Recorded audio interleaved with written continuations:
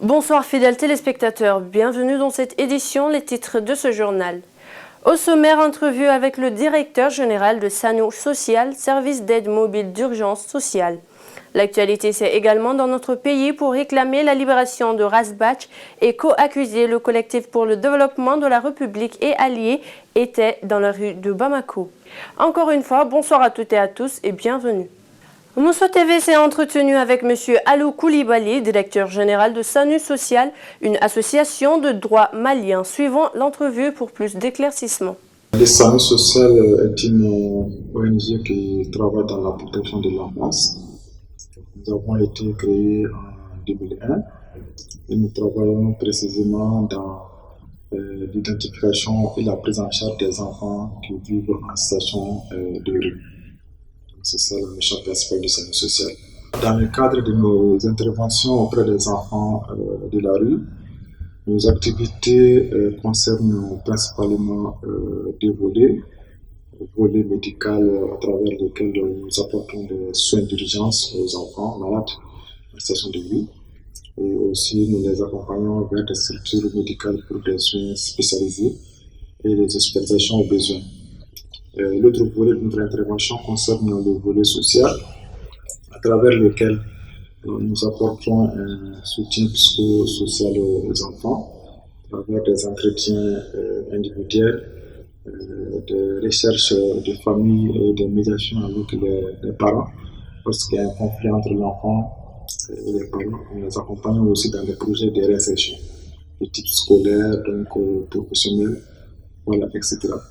Et dans le cadre de ces activités, nous sommes principalement soutenus par des bailleurs étrangers, donc notamment des agences de coopération, donc des institutions multilatérales.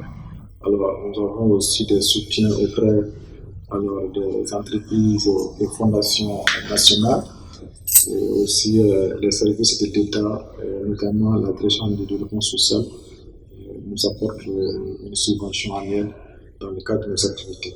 Mais l'essentiel de nos fonds nous vient de l'étranger. Alors en fait, c'est un phénomène qui est vraiment croissant, qui prend de plus en plus de l'ampleur et qui initialement concernait les garçons, mais de plus en plus englobe aussi la gente féminine. Et donc un phénomène assez complexe, parce qu'un enfant qui est en certain de rue est au carrefour de plusieurs besoins médicaux, besoins de protection, donc besoins juridiques. Donc répondre à l'ensemble de ces besoins nécessite une synergie d'action entre différentes structures, raison pour laquelle nous avons mis en place des liens de collaboration opérationnelle avec de nombreuses structures médicales, sociales, juridiques, etc. Donc, là, c'est un appel vraiment aux autorités, afin que les services techniques puissent aussi davantage se mobiliser auprès des associations pour répondre aux besoins de ces enfants qui sont avant tout des victimes, donc des victimes de nos défaillances dans l'éducation des enfants, dans la protection des enfants, voilà, et qui ont vraiment besoin de notre assistance, de notre accompagnement, afin qu'ils puissent pleinement jouer leur citoyenneté comme tous les autres enfants. Comme je le disais au sommaire, pour réclamer la libération de Rasbach et co-accusé, le CDR et alliés étaient dans les rues de Bamako hier jeudi. Des milliers de militants du collectif pour le développement de la République CDR et ses alliés dans la jeunesse du M5 RFP ont battu hier jeudi 21 janvier 2021 le pavé pour réclamer la libération de Mohamed Youssouf Bathily, alias Rasbach, et d'autres personnalités détenues à la maison centrale d'arrêt de Bamako. Ils se sont exprimés à travers une caravane qui a quitté le QG du CDR avant d'être dispersée au niveau de Gabriel Touré. Les militants sympathisants du collectif pour le développement de la République CDR, ainsi que les amis et clubs de soutien à Mohamed Youssouf Bathily et d'autres mouvements alliés ont tous répondu présents à la caravane pour réclamer la libération de leur porte-parole Razbach. Les slogans les plus visibles sur les affiches et banderoles étaient « Libérer Razbach, non à la dictature », etc. Certains manifestants n'hésitaient pas à scander que cette manifestation ne vise pas uniquement la libération de la personne de Razbach, mais pour l'instauration d'une véritable liberté de la presse au Mali. Toujours dans notre pays, le secrétaire général adjoint aux opérations de paix de l'Organisation des Nations Unies achève une visite de 6 jours au Mali. Jean-Pierre Lacroix, arrivé au Mali peu après la mort de 3 casques bleus tués par des engins explosifs manipulés par des terroristes, a rencontré les autorités de la transition politique malienne et a effectué une visite de terrain dans plusieurs localités du nord du Mali. Faut-il rendre plus robuste le mandat des casques bleus au Mali et dans le Sahel? Faut-il engager le dialogue avec les terroristes? Où en est l'application de l'accord de paix d'Alger, qui de la cohabitation des soldats de la paix en Centrafrique et d'autres forces notamment russes? Jean-Pierre Lacroix répond aux questions de Serge Daniel. Le point de la maladie à coronavirus à nos jours dans notre pays, 7 925 cas positifs, 2251 en soins, 5 674 guéris et 322 décès. L'étudiante de 20 ans inscrite en classe préparatoire au prestigieux lycée parisien Louis le Grand a donné de ses nouvelles à un proche qui a relayé les propos jeudi. Jarisso affirme avoir cherché une sorte de répit sanitaire sans pouvoir en expliquer la raison et se dit désolé de l'émotion que sa disparition a causée. La jeune Sénégalaise étudiant à Paris dont la disparition a mis son pays en émoi dit avoir pris une petite pause pour retrouver ses esprits dans des échanges publiés jeudi 21 janvier.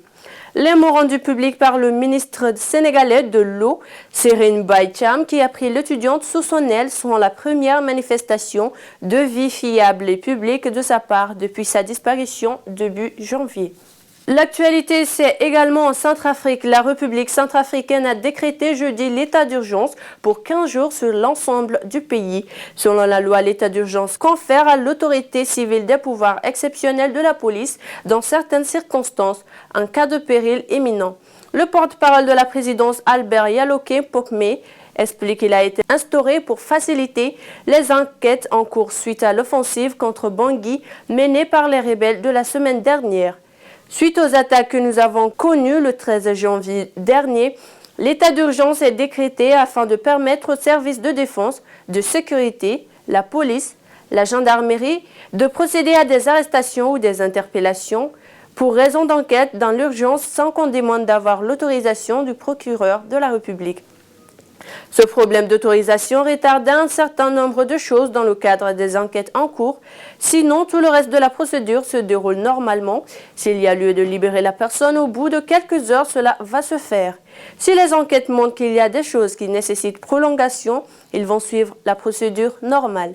La présidence assure que les ministres de la Défense et de la Sécurité donneront sous peu de nouvelles précisions sur ce qu'implique cet état d'urgence. Enfin, aux États-Unis, présidence Joe Biden élu 46e président. Quelle place pour l'Afrique? L'idée centrale pour Joe Biden est de restaurer les liens diplomatiques avec les institutions telles que l'Union africaine et les gouvernements du continent. C'est pour cela qu'il a promis d'organiser un sommet de chefs d'État africains comme l'avait fait Barack Obama en 2014.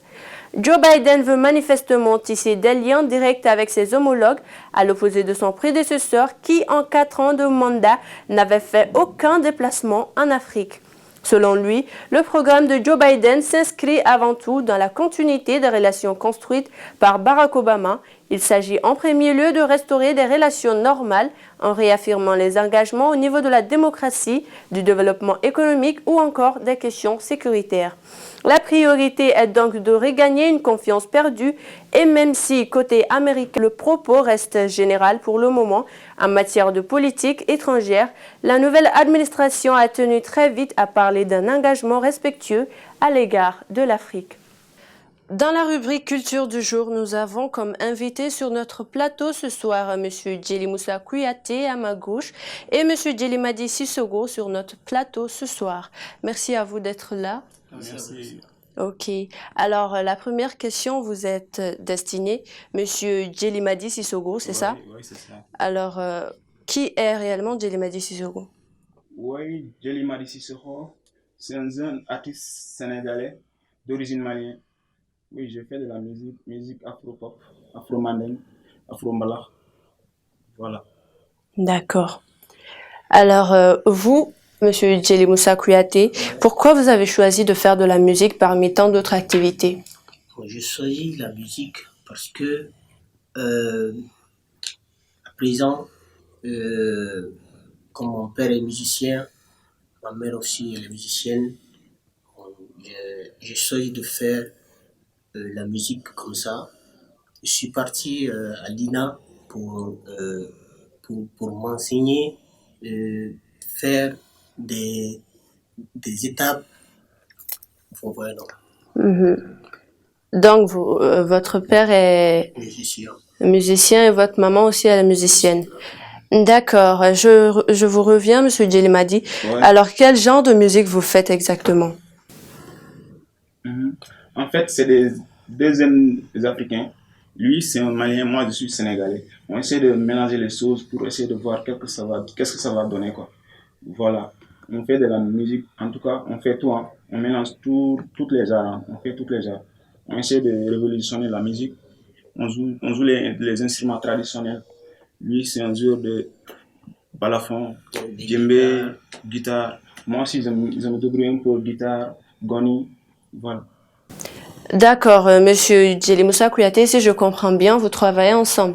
Oui, on travaille ensemble. Lui, il est sénégalais et vous êtes Malien. malien. D'accord. C'est toujours bien de travailler ensemble. C'est l'Afrique qui gagne de toute façon. Comme on le disait, le Mali et le Sénégal est un seul, le même pays.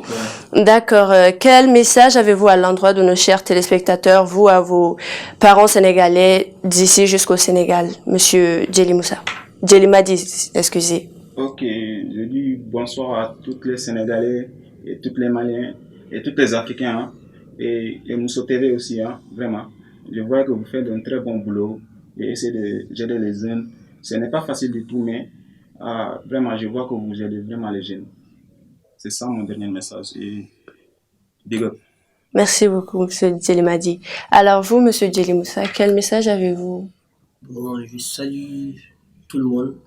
Je salue ma mère, mon père, mon grand frère. Il s'appelle Bamba Kouyaté. Voilà. Je salue tout le monde, vous aussi. On vous soit vraiment reconnaissant, voilà, d'avoir nous recueillis ici. Voilà, c'est ça. D'accord. Encore une fois, merci à vous d'être là sur ce plateau ce soir. Merci à vous. Merci à la rédaction et à toute l'équipe technique. Voilà, c'est l'essentiel qu'il fallait retenir dans cette édition. Merci de nous avoir suivis. Bonsoir.